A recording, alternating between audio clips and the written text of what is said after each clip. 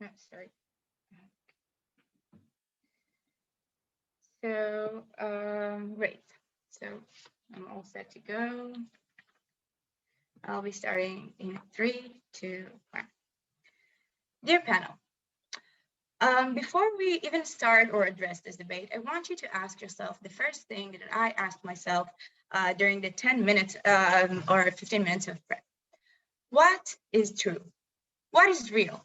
What is the one thing in this world that we can say for 100% certainty that is real? Because we can't possibly say that everything we perceive in our senses is real, because we know that our senses like to trick us, right? We can't say that everything that our mind perceives is in 100% real, because our mind likes to trick us as well. So what can we say is real? And our claim is the debate that nothing, absolutely nothing can be proven to be real in any amount of certainty. And for these reasons, I, as this house, believe that nothing is real. So my arguments in debate are going to be, firstly, why our subjective nature as human beings, or as a human being, doesn't allow us to actually examine everything that is external to us, such as the reality that we perceive as objective, or often perceive as objective, and why we can't determine it to be real. And my second argument will be why our mind has the incentive to trick us into thinking that everything that we perceive as external to us is real. I don't think that there needs to be lots of clarifications. I think that we all agree on what reality is or isn't. So if you have I see lots of clarifications. That's great. Go for it, CO. Yeah. For the purpose of the debate, are you going to define what the word real means, or is that something that is part of the debate itself and you'd like us to argue about? I think that real means, sorry, I think that real means something that you are perceiving to be true in an objective manner. That means that exists as something which is external to you or independently of you as an individual. I hope that answers your criteria. And if you're trying to claim that real is something else, good luck with that. Okay, so let's go for the first argument. Okay, so please note that we are, as humans, we are subjective. What do I mean by saying that we're subjective? I mean that everything that we perceive, right, which is, again, external to us, is perceived by our senses, right? We need to touch it, we need to see it, we need to smell it, we need to taste it or to hear it, right? Even if we're talking about supposedly objective things such as scientific research, etc., when we use tools to measure things objectively, all the measurements that we make, right, are perceived by us via our senses, right? If I look through a microscope, then I see it with my eyes. When I hear, I don't know, a sound of the monitor that I'm monitoring, whatever it is I'm monitoring, it is something that I perceive via my ears, right? So even if I have some kind of, I would say, exact, air quotes, exact tools of perception, everything that goes within, through our mind must go through the filter of our senses, right? And I believe that you all would agree with me that our senses are limited, right? We don't see all of the electromagnetic spectrum. We don't hear all of the all of the frequencies that there are, right? We can't feel certain touch, sensitivities of touch. We can't, etc., etc. We can taste all the tastes. We can smell all the smells, right? And these things are crucial because not only we can't perceive, we are limited in perceiving all those things. Many times our senses actually trick us. How many times have you thought you heard your name in someone else's conversation and you actually didn't hear that name? Okay. How many times did you smell something that you thought, oh, I think I can smell the gas leaking, but the gas wasn't leaking, right? How many times in your life you felt that your senses are tricking you? You felt that there is some, you have a spider walking on your leg, but it's not a spider, it's the wind, right? So please note that everything we perceive is flawed by default, right? And please note that we have another step for that, is our brain. Our brain is our, I will take the POIs later. Our brain is our processing machine, right? But the processing machine also likes to trick us, right? Because you do have this concept of inception, someone telling you something and then you rethink it, or and then you encounter it in a different manner and think you just thought of it, right? Or you remember things that never happened because you maybe dreamed of it, or you wake up angry because you dreamed that your partner told you something in your dream, but they never did, right? So even our processing machine keeps tricking us, okay? And everything is dependent on this subjective experience, right? We are within the system. We have no ability to look outside the system and know anything for sure. I can't tell what my senses are tricking me, when my mind is tricking me, and the mere fact that I look at the system, I affect it, right? Before I continue, yes, oh. Okay, so even if you want to run skepticism, that only shows that you can't believe anything. It doesn't show that you can actively believe the opposite of what Okay. sense that is. Okay. Why do you? Okay, thank you. Thank you. If I can't believe that everything is real, right? If I can't prove that everything is real outside, which is external to me, the assumption is that I don't believe it's real. This is the motion. I didn't quite understand what you're going with it. I don't need to prove that I need to believe that everything is not real. The fact that I believe that I don't believe that things are real is the motion. Oh, sorry. Okay, so the mere fact that I'm observing something is me affecting it, right, in the perception of myself, and I can't prove these things outside me are real. But in two sentences, why my mind wants me to believe these things are real, because otherwise I would be lonely, and this loneliness is quite terrible, because the only thing I'm sure of is that I am, right? And so these things, like the engagement that I need with the environment in order not to get mad, is a very strong incentive for my brain to stimulate this stimulation, like so accurately and so highly. And for these reasons, we believe that none of you are real. So I don't quite care about the results of the debate. No, just kidding. Okay.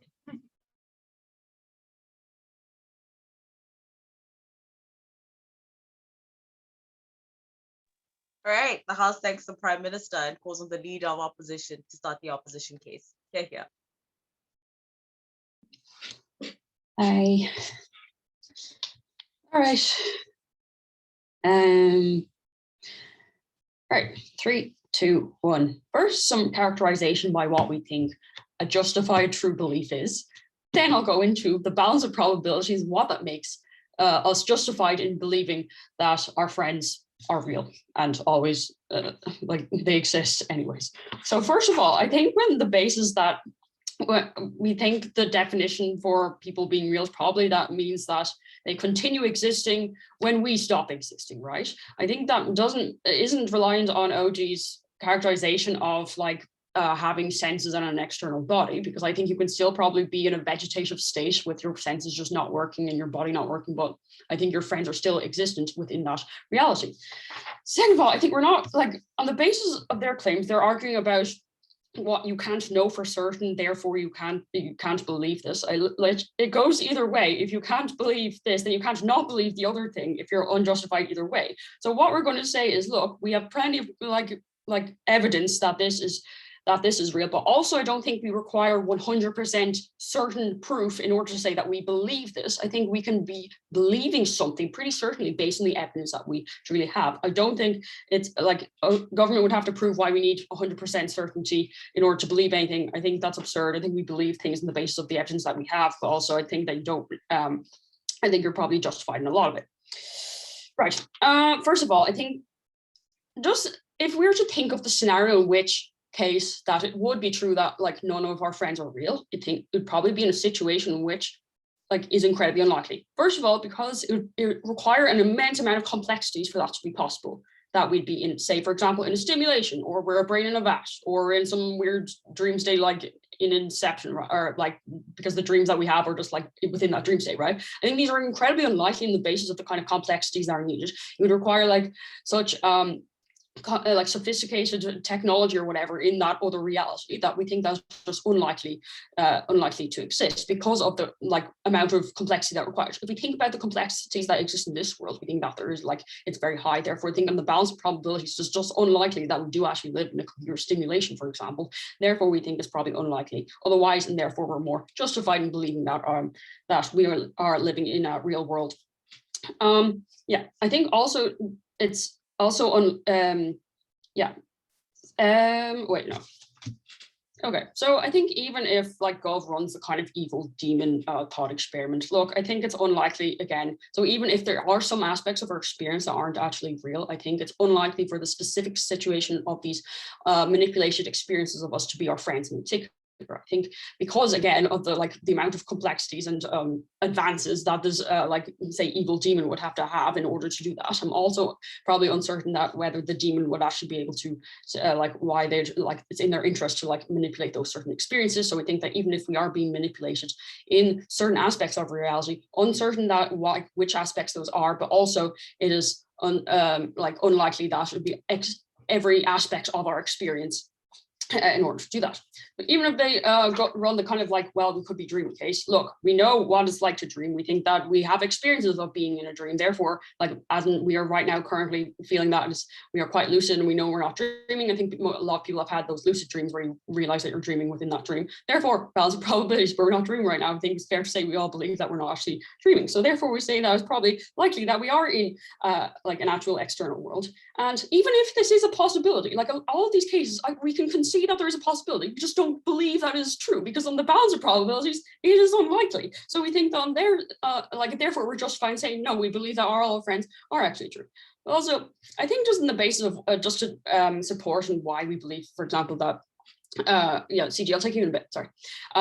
Like we believe our friends are real, first of all, because we interact with them as though they are real, right? I think it's uncertain if we think that they are not real, that we don't believe that they are real, why we interact with them as they are real. I think like in this situation, like for example, when you're in a dream and realize you're dreaming, you probably don't interact with people like as though they are real. I think you do some mad shit. I know in my dreams, I go flying. I don't know, like that's our situation. But like, okay, so when I say that we interact with people as though they are real, we say that we interact with them like in the basis that we actually care about them, that their existence is independent of ours, not just existing within our reality. Therefore, like for example, we like help them out when like because even though it doesn't actually affect our reality, like those problems are something we care about. We want to like say interact with them. We want to we wish that like even if they're, for example, we will never if we're wishing people like hoping that they do well, but we never actually access that knowledge, for example, in the future that they will actually be doing well, we still wish that like wish them to be doing well. So on that basis, we actually do care about people, even though it isn't within our existence. We think it's probably because that's how we conceive of people. CG. So just to set up fair burdens here, real in the context of this debate means other individuals external to us with their own phenomenal consciousness who we directly interact with, yeah? Yes. Right. Okay. So, go on to my, just reiterate everything I've said.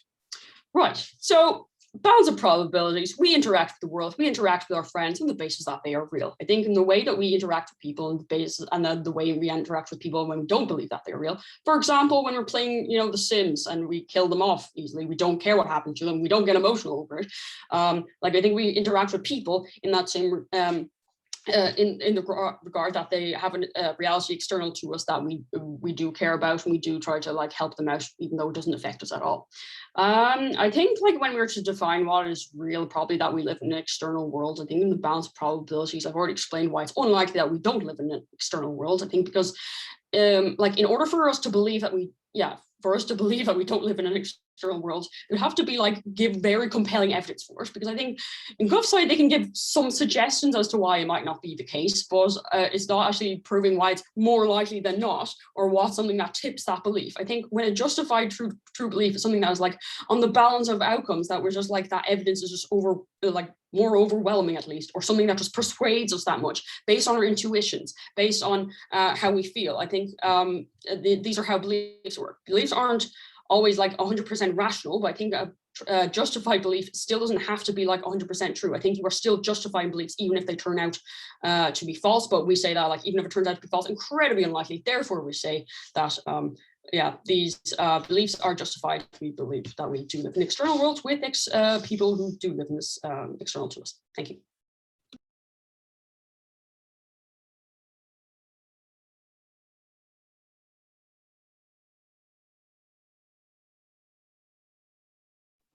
All right, the House thanks the Leader of Opposition and calls on the Deputy Prime Minister to continue the government case. Okay, here.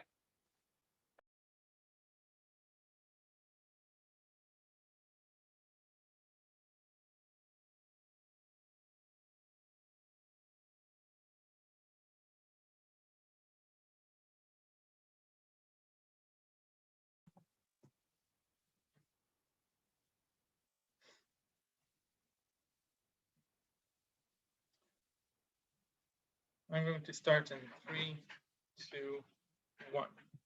The main thing that open opposition miss in this debate is that all of their analysis basically assumes that you can rely on your brain and on your senses, something that my partner already analyzed. Once they don't answer this, they're going to lose this debate. But moreover, they assume the definition of real to be like other people that you can interact with and stuff like that. I'm going to engage with that.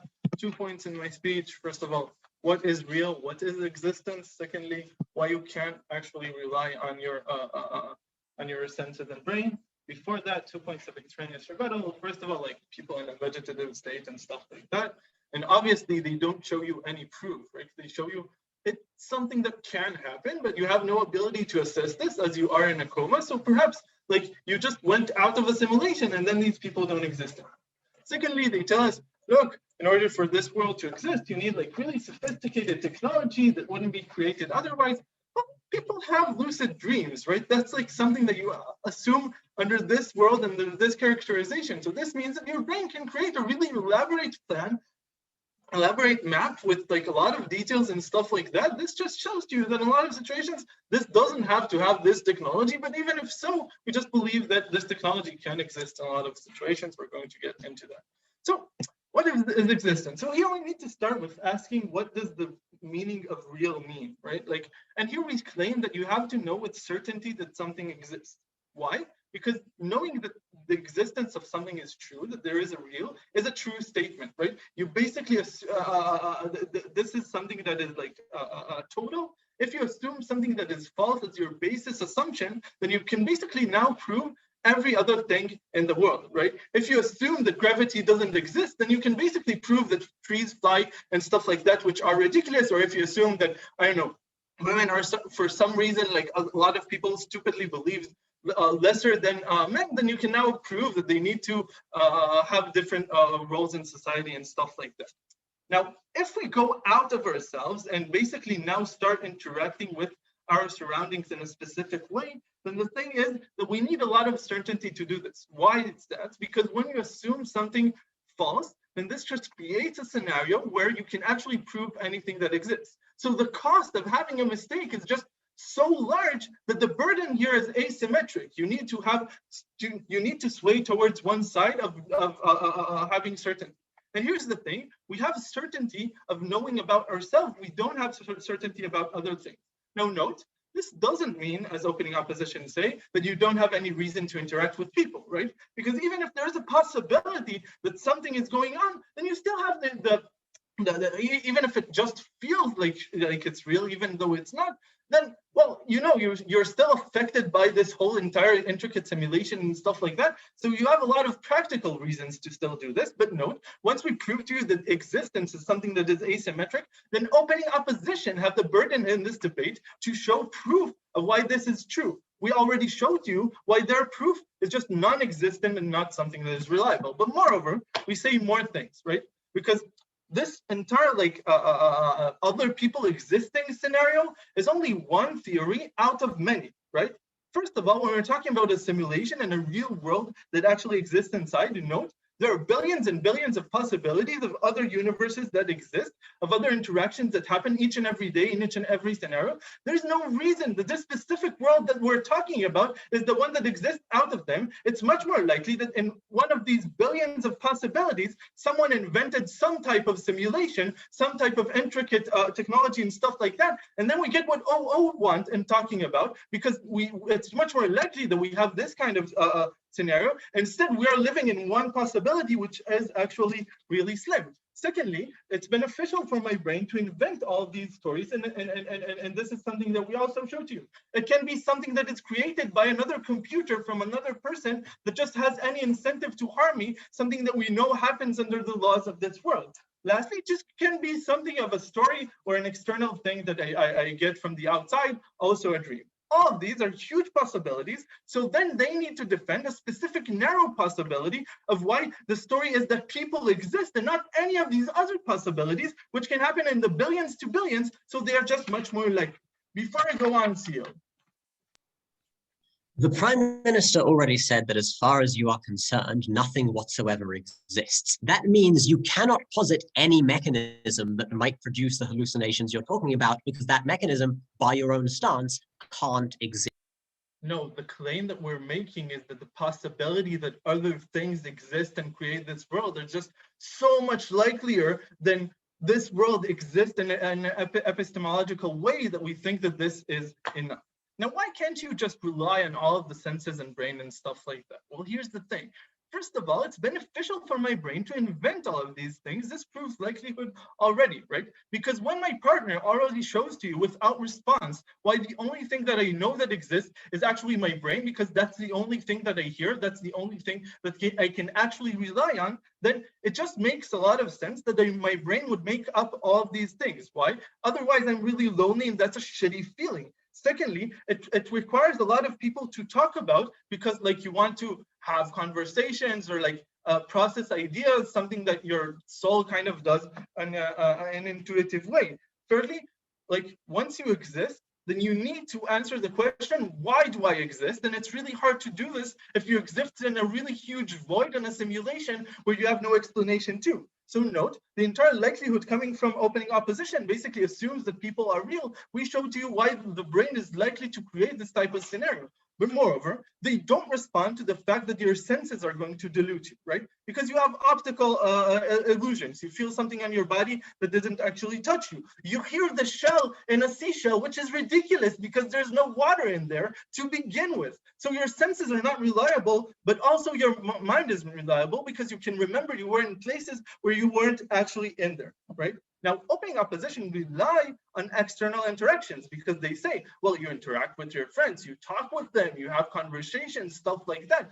All of this is a huge illusion that relies on stuff that we know are eluding you to begin with, right? The bottom line of this claim is that every sensory reaction coming from opposition side of this debate is just bogus because it assumes that all of this is something that is actually real and happening in the world. So each and every interaction that you have, which has to be external because that's the only way you can get this, all of these receptions, is not reliable. So the likelihood of this is just small and it can't be certain.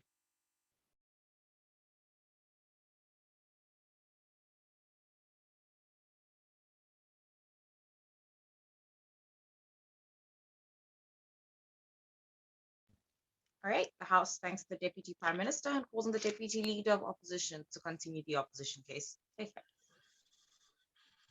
Cool. Am I audible? Excellent. Tracking 3-1 there, panel. I think that it's kind of over confident of us if we would assume that we can settle epistemological debates in entirety in 40 minutes. So what we're going to do instead, well, we've already done what I'm going to do a bit more, is why no matter what epistemological framework that is still being taken seriously, whether it is skepticism or probabilism or pragmatism, we win this debate under any of these frameworks, because under none of these frameworks there's any reason to believe that we are the only people existing in the world. Right, so first of all, let me be very clear about the burdens, right? Because the Deputy Prime Minister is very confused in continuing that we insisting that we should prove that other people do in fact exist. That's not what the motion is. The motion says, I will just repeat it to be very clear, I believe that everyone I have ever interacted with does not exist. That is to say, they have to give a positive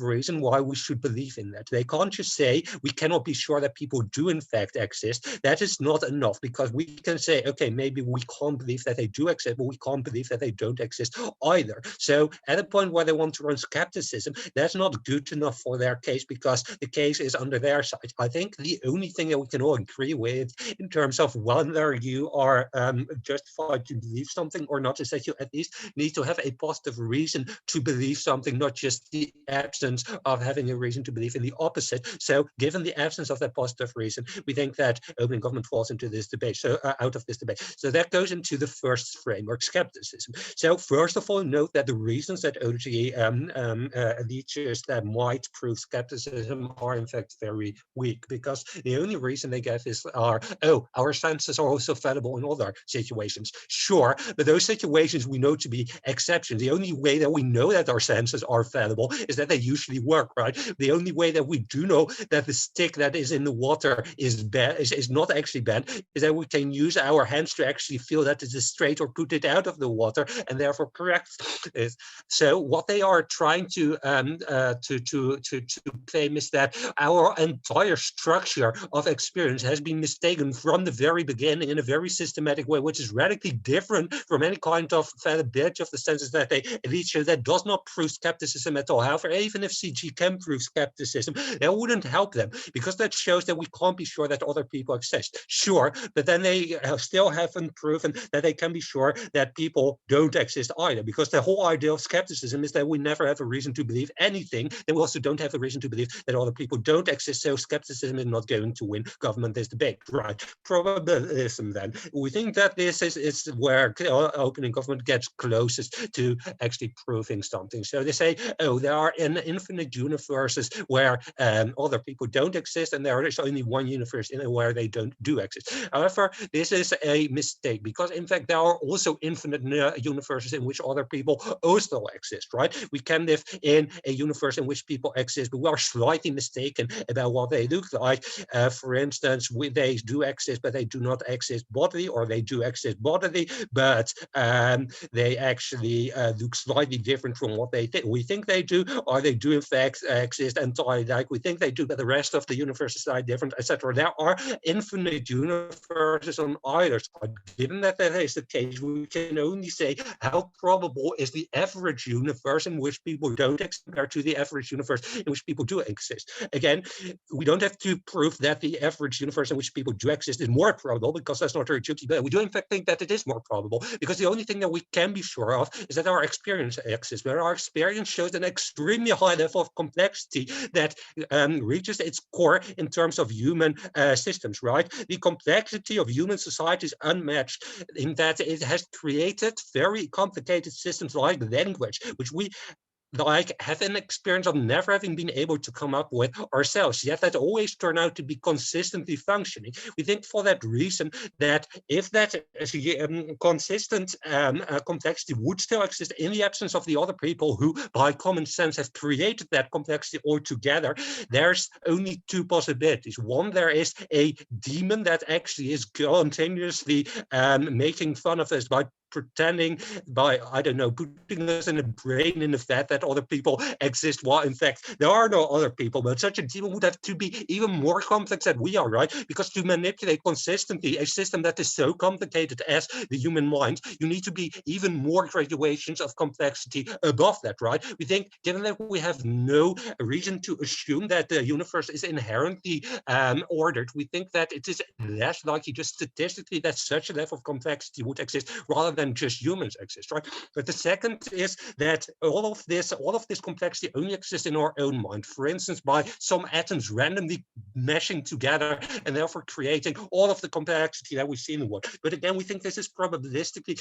much less likely because humans in themselves are simpler systems than the entire human the entire human society is. We have a very good understanding of how simple elements can work together to produce more complexity. If we see an ant hill, we know that we can explain the immense complexity in that ant hill from the very, very simple steps that the individual ants do. So we think, therefore, that a human complex system that is made up of individual humans who are relatively simple is much more likely than that system just existing out of itself. Yes, CG. What do you think of this fella? I fucking hate him, and I wish I would never have seen him in my philosophy degree. Apart from that, I don't think idealism is going to help you either, because even if idealism exists, you can still not prove that people don't just exist as a disembodied ideas that all have their own consciousness. So I honestly don't think that this is going to work for you, right? So given that there's no reason to believe the universe is complex, it's much more likely that a very complex system is being built out of less complex entities, which is then only possible if, in fact, other people exist to cooperate with us to produce that complexity. But finally, if we believe pragmatism, which says that belief is the only what gives us ground for action, if we would honestly believe that other people don't exist, and if this final distinctive possible definition of beliefs is true, then obviously Alpha government has already refuted themselves by saying we would have no reason to actually debate here if other people don't exist. We would have no reason to care about other people's feelings if they don't exist, if that just makes us happier. Obviously, we do care. We do these things. Opening government themselves do debate because they do apparently care about what other people think. That would make no sense as a course of action if, in fact, we didn't believe that. So also in this third epistemological framework, we just have no basis to believe that other people are not real.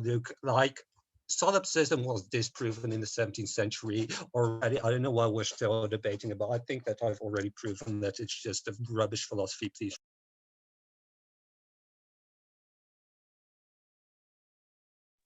The House thanks the Deputy Leader of Opposition for concluding the first half and calls on the Member of Government to start the second half of this debate. Here.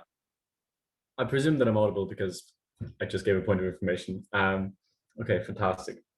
Speech starting in 3, 2, 1.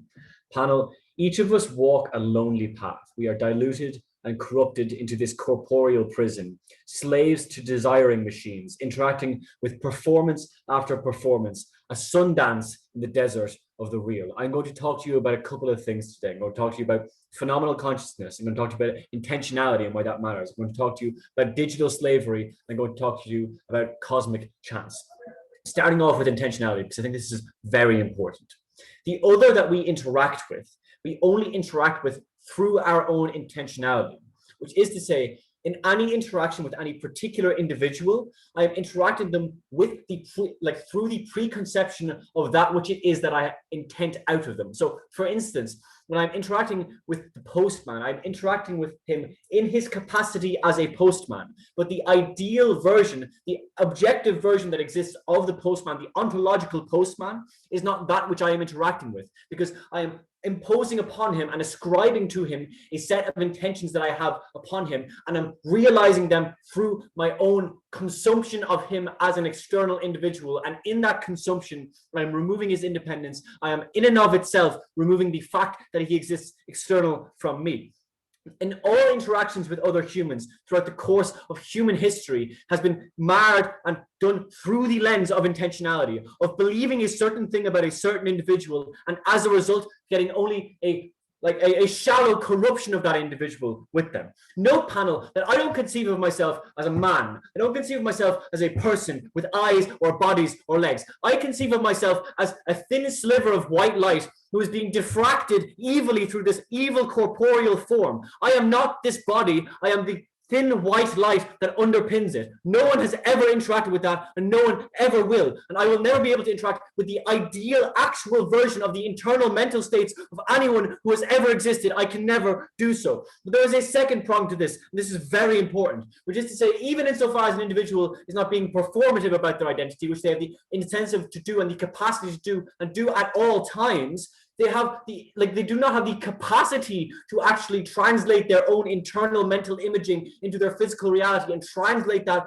through communication, language, or anything, or even in any kind of perception towards me. So what that means is there is two filters here. There is my own internal perception, which is inherently marred because I'm ascribing an intention to an individual and then retracting it out of them, but also their own decreased capacity to actually display to me, to any extent that they want to, their real corporeal form. Those individuals are not real. We are interacting with a shadow of them and not their reality. So on that basis alone, you ought propose. But there's other things to say. Phenomenal consciousness, and this is important. So, insofar as there is no reason to believe that the world is entirely physical, because I have my own perception of phenomenal consciousness and qualia, the idea that I can see redness, that I can perceive that I have my own subjective experience of reality. What that means is that the mind is inherently non-physical. Why that's important is because a non-physical thing is by definition not spatially defined, because it does not have extension in that same sense. Why that's important then is because if it is the case that the mind is infinite because it is not spatially defined, then therefore my own conception, my own mind must be the mind of all individuals within society, and therefore as per my POI2 opening opposition, because the other individuals that I'm interacting with are not external to me, they are not real as per their own conception of what it means to be real. I know that this sounds unintuitive, but if any of you have ever done a heroic dose of LSD, you will be aware of the fact that at certain points you can actually conceive of yourself as being one of an entirety of things rather than the ego, which is only something which is evolutionarily developed to make an individual exclude resources from other individuals within society. But reality and on the base level of things, everyone is oneness, and therefore you ought propose. There's another thing to say, though, which is on digital slavery. Well, I know that the idea of simulations was brought up in the top half, but note something important. Insofar as it is probabilistically uncertain whether or not a simulation could have existed, which would make all individuals as we conceive of them not real as per the conception of top half. Nonetheless, insofar as it is a 1% chance that that would ever occur, within that 1% chance, because in that universe it is possible for a simulation of such a nature to occur, it is therefore 100% possible that in that world it is possible to occur, and so it infinitely recurs, which is to say, in the simulation which in the initial state was unlikely to occur, the infinite simulations which result within that simulation make it infinitely likely that it is a simulation in which we live. But also, insofar as opening half conceded that a simulation would not be real in the sense that we conceive of it, then why so does that not extend to the universe as we conceive of it? Note, panel, that the corporeal reality to which we call home and which we experience is only a manifestation of metaphysics and mathematics, which is ascribed into a physical reality. But insofar as that physical reality, as per their conception of what a simulation means, is identical to a simulation, therefore any conception of the universe which is physical must also not be real. So on that basis, you must propose. I know that the response to this is to say that the complexity that exists within humanity makes it unlikely that such a thing would occur. But note that we perceive complexity through our human perspective. So our conception of complexity is defined by what appears in front of us. And if what appears in front of us were not real, we would believe that to be complex. I will take a point of information from opening opposition before I move on.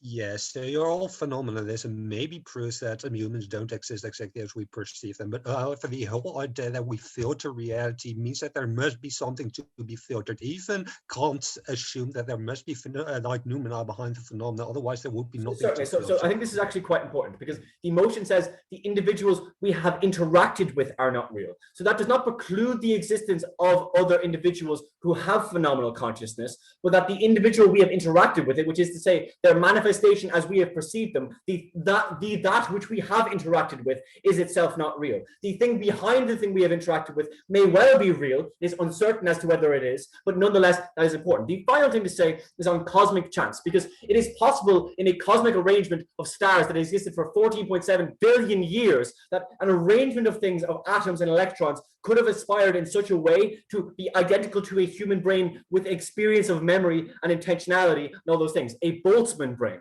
So why that's important is because in that particular instance when this occurred, which is likely to because of the infinity of the universe, we would believe that the universe had existed infinitely. We would believe that the memories we all have are real, despite the fact that they would not. Panel, on every front, nothing is real. Propose.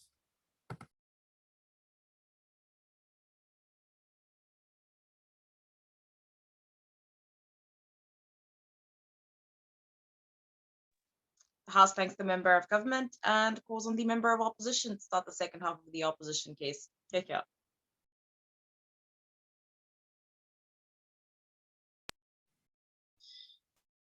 Three, two, one, go. My friends, I did not study philosophy.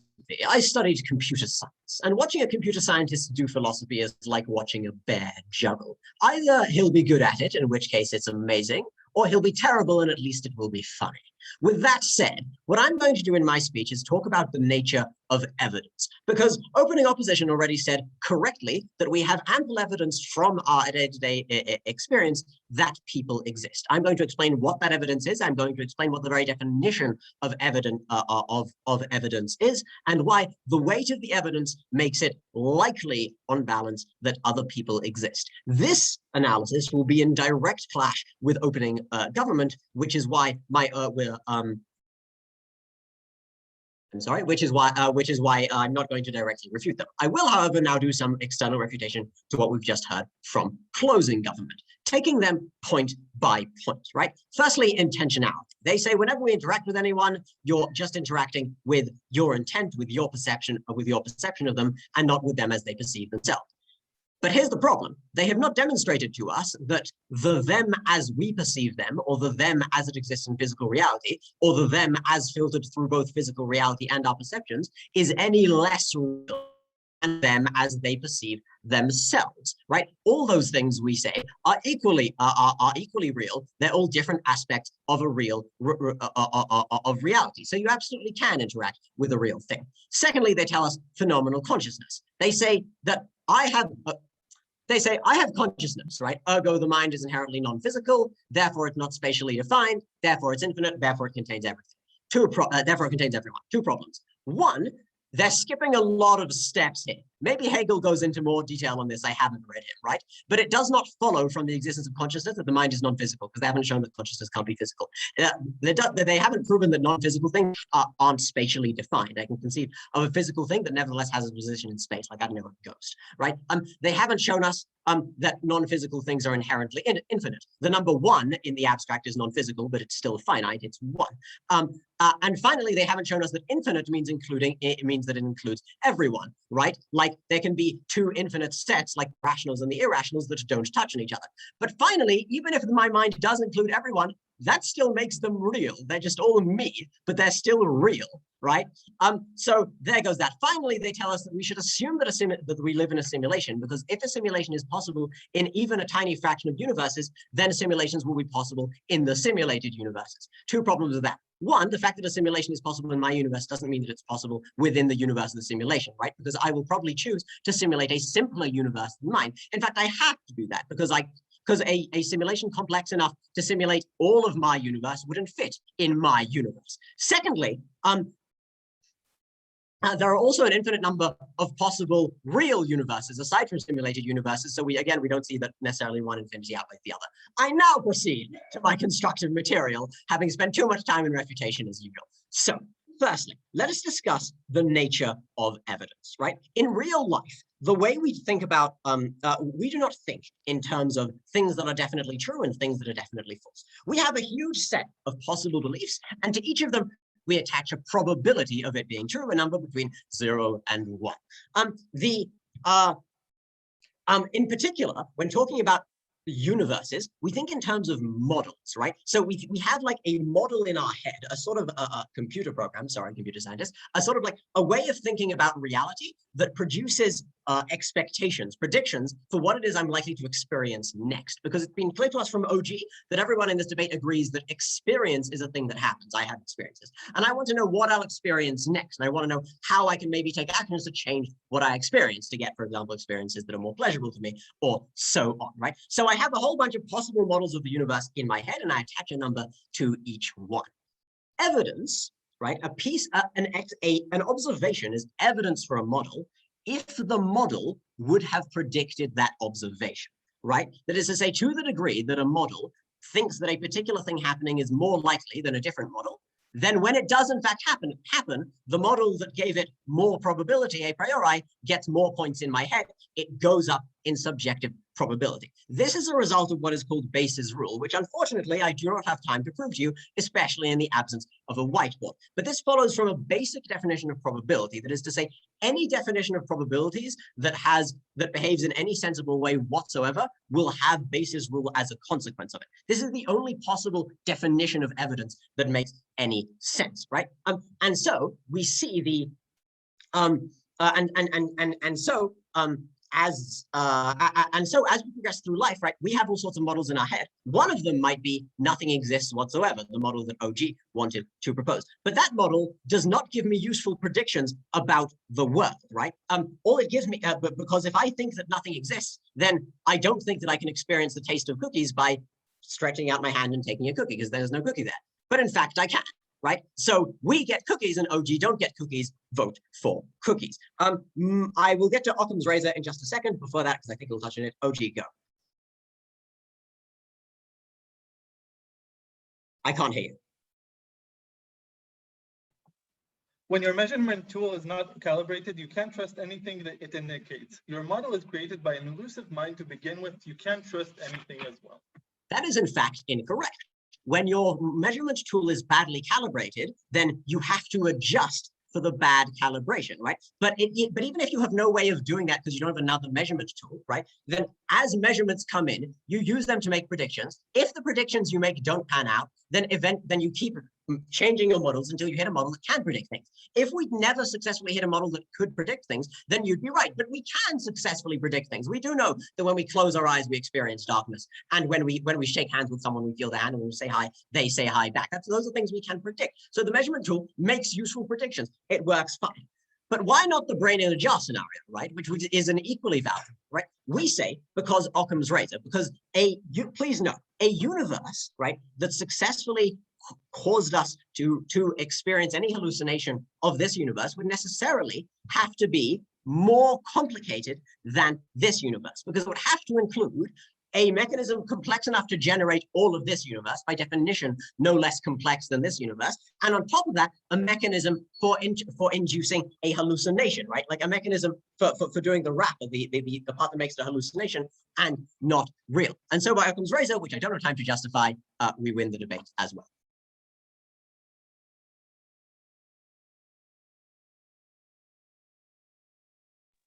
The House thanks the member of opposition and calls on the government whip to conclude the government case. Here. Right, perfect. I'm going to presume I'm audible.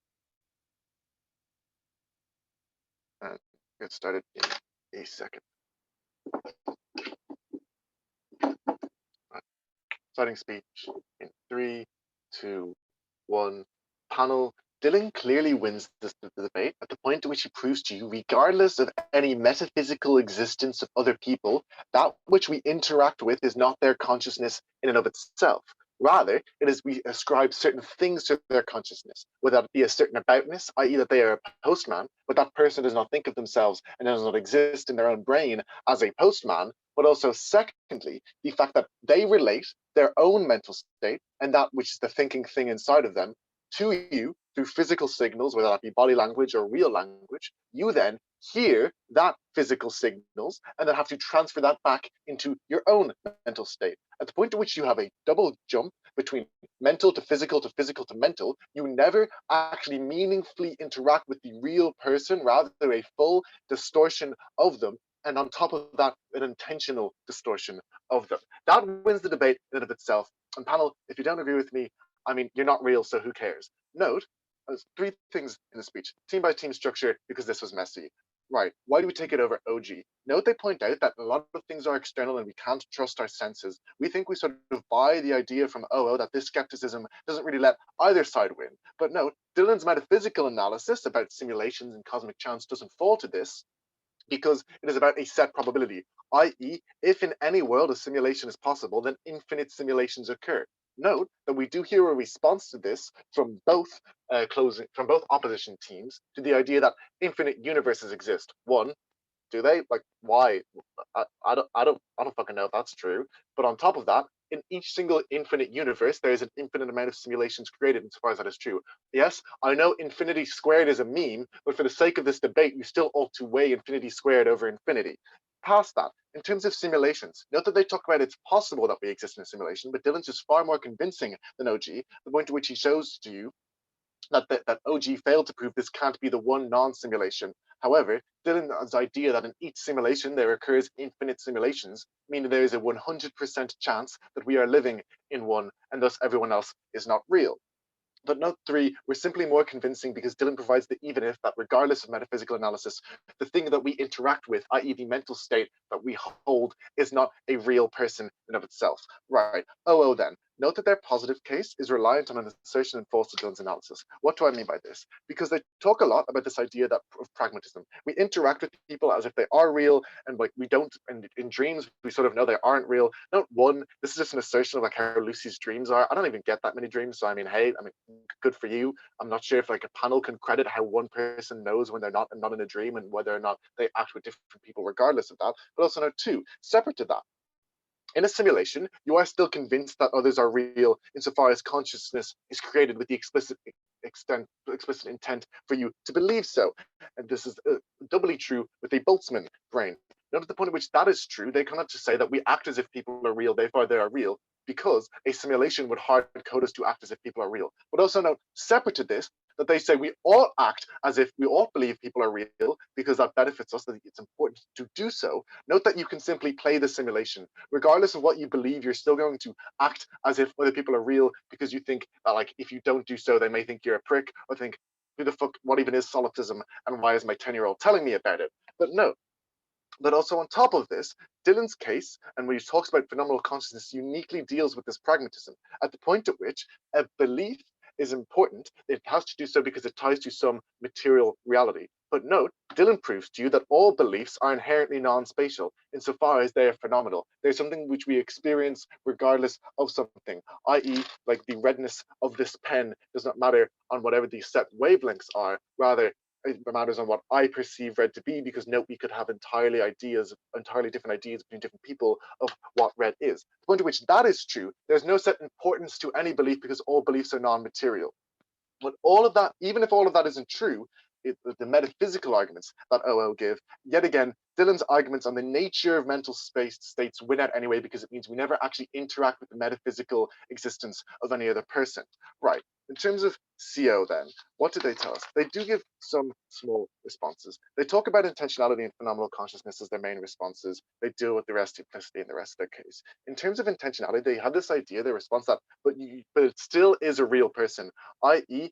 the mental state you have is real. Note that this is a direct contradiction to the concession that the leader of opposition made to Dylan's POI. He asked them that a real person is someone with their own separate phenomenal consciousness. At the point at which that is true, it is not something existing in my own mind because that doesn't have its own phenomenal consciousness. This reply falls. Any reply which OpWip tries to make will also be a direct tension to that POI, so they can't win. But secondly, the same problem happens with phenomenal consciousness, where they say things that exist non-spatially in your brain also exist and are real. But note, they do not exist as another real person because of the concession that the leader of opposition made to Dylan when he offered their POI. I will take OO quickly. Okay, so say you convince the chair that no one else exists, then she has no reason to vote for anyone because all of her emotions aren't real. Why shouldn't she vote for just the team that she likes most? By the way, can I stress the chair is looking absolutely brilliant? Well, because you still probably, regardless of your belief on whether or not something is real, you can still hedge your bets. You can still act as if it is. It's about whether or not this house truly believes other people is real or we interact with them. Note also, we can believe the thing we interact with, i.e. the intentional mental states, are not real people, but that other real people cause them. This distinction in Dylan's case entirely outdoes your pragmatism framing at the point to which you can still engage with other people who may or may not exist, but that is not which you are interacting with. You are interacting with a separate intentional mental state, which is not them and does not have its own phenomenal consciousness.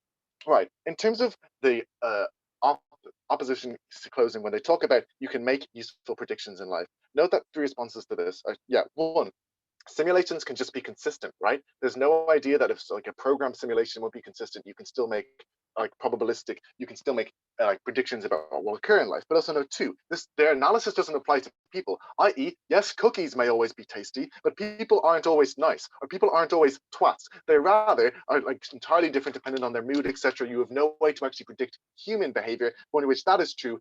Their own analysis on predicting behavior means they don't get their case. But also note 3, the idea of what you interact with is not that person in and of itself. Note also in Occam's razor that cosmic chance is actually more likely than something with like your brain developing its own consciousness, because cosmic chance happens everywhere in the Big Bang, therefore they lose. Thank you.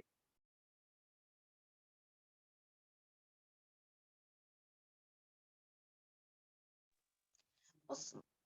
And now we'd like to thank the government whip and call on the chief whip to conclude this debate.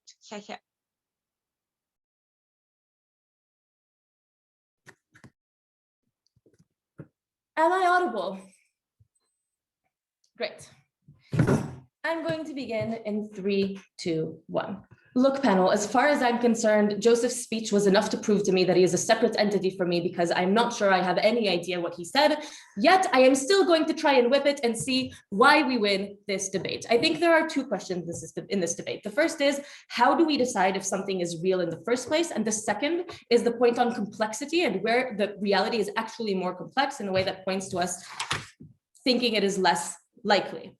First, on how we decide if something is real. Let's go on OG a second, right? Because OG gave us the following. They tell us 2 things. A, that senses are limited, and B, that senses can't be trusted. I want to point out a second that insofar as our senses are limited, this is an argument that there are more things that are real than I perceive. And even if I am limited in my perception of them, there are actually more things that are real.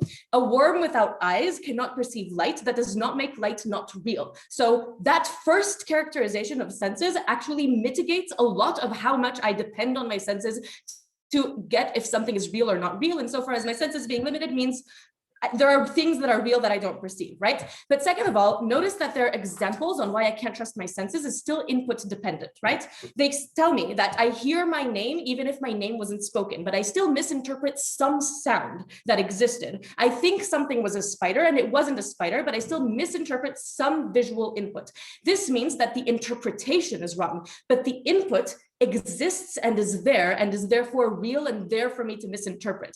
Therefore, even that is just not enough of an example to lend credence to the fact that things aren't real. And in fact, if I aggregate the 2, I think some inputs are real, I misinterpret them, but probably there are even more inputs that if I could understand are still real. And I still think that that is true.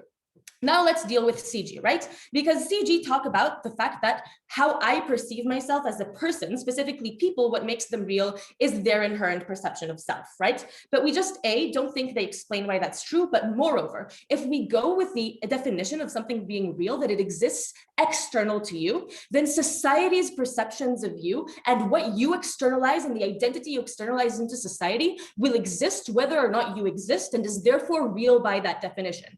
This means that even if I am interacting with what society perceives of as my postman, that is still a real thing that I am interacting with. And in fact, CG's explaining that explains to me why interacting with that thing is real in the definition that is agreed upon in opening half and by CG themselves, right? But second, they don't explain why there's a complete disconnect between how the person perceives themselves and how they are likely to externalize themselves for me to interact with. While it is true that I interact with them in a certain form, it is also true that they perceive of themselves as a postman to some extent, and the way in which they present themselves into the world and interact with me reflects their sense of self to an extent. So while I might buy that I don't interact with the entirety of their being, I don't know why the part that I do interact with isn't real in that sense. Next, on phenomenal consciousness, right? Look, even if I buy that by that logic, the entirety of the world is the same single consciousness, we think that they are different branches of the same consciousness that can exist independently. We see that because when someone dies and therefore does no longer exist, the rest of the branches still exist and are therefore real. This means that they are also external to me and will exist external to the fact of whether or not I exist or not. So even by that logic, interacting with them, if they are a part of me and I know I am real, and also they can exist external to me, and by that definition, real by the agreed upon definition of this debate, that explanation also goes to show me why at the end of the day, those things are real and not real. CG is an argument for opposition side, and therefore we think they do not win this debate. But what do we tell you on how we decide if something is real or not? I'm going to try and explain it to you now.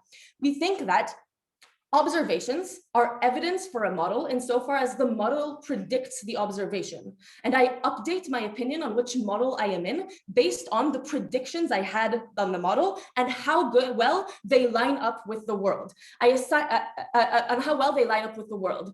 If the observation was not predicted by the model, then I update what model I think I am in.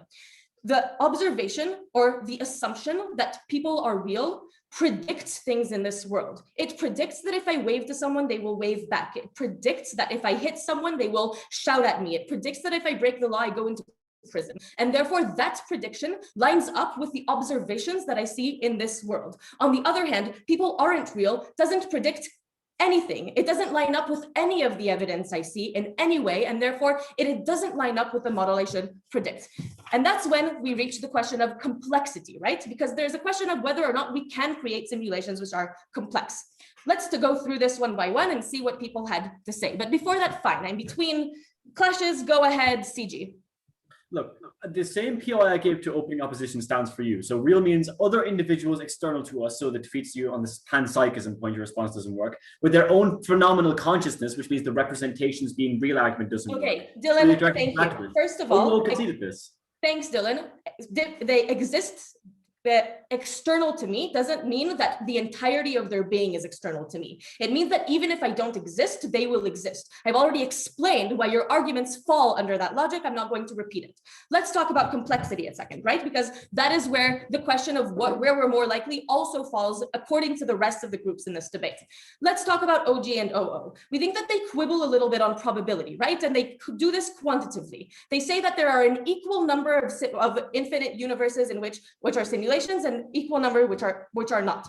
But OO try to break that by saying that it is more complex to create a simulation than it is to create a non-simulation. But we think that their analysis is contingent on reality being the ones that they know and the technology that they know being incredibly complex. We think that our argument explains that it is inherently more complex, even if the technology is very, very simple, by explaining that by definition, that simulation, to create a simulation, you have to be more complex than the simulation. Therefore, you also have to create both the simulation world and also have a completely different mechanism for creating it. That even if that mechanism is easy, that is still more complex than the simulation itself, than the world itself, meaning that it is more complex. And we show you that it is not contingent on technology. But then CG say, but infinity squared, there are an infinite square number of infinite universes. But they assume that the probability of being in each of those universes is equal. We think that within each simulation, the probability of another simulation existing, which makes the entire thing more complex, goes down. And the sum of something's parts is not equal to 1. We think that if the probability goes down down exponentially each time you go into a further simulation, that does not make the sum of infinity squared equal to infinity. It makes it lesser than. For those reasons, please oppose.